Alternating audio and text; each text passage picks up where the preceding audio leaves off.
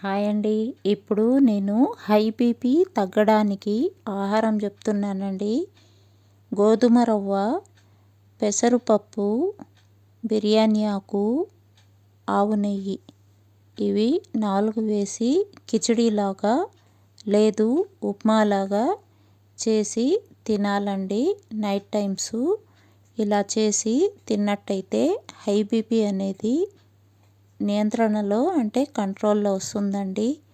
దీంతోపాటు మనము డే టైంలో క్యారెట్ జ్యూస్ కానీ, బీట్రూట్ జ్యూస్ కానీ, కీరదోసకాయ జ్యూస్ కానీ తాగొచ్చండి.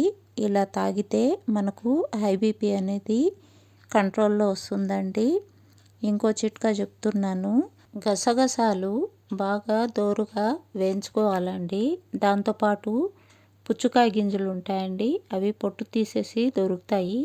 అవి కూడా బాగా దోరగా వేయించుకోవాలండి. ఈ రెండు కలిపి పొడి చేసి నిల్వ ఉంచుకోవాలండి. పొద్దున సాయంత్రము ఒక స్పూను నోట్లో వేసుకొని బాగా నమిలి తిని గోరువెచ్చని నీరు అర్ధ గ్లాసు తాగాలండి. ఇలా చేస్తే హై బీపీ అనేది తప్పనిసరిగా కంట్రోల్లో వస్తుందండి. చేసి చూడండి. ఇవి చేసి చూసి వర్కౌట్ అయిన ఫార్ములాస్ అండి. మీకు నచ్చితే లైక్ చేయండి, షేర్ చేయండి, సబ్స్క్రైబ్ చేయండి. థ్యాంక్ యూ అండి.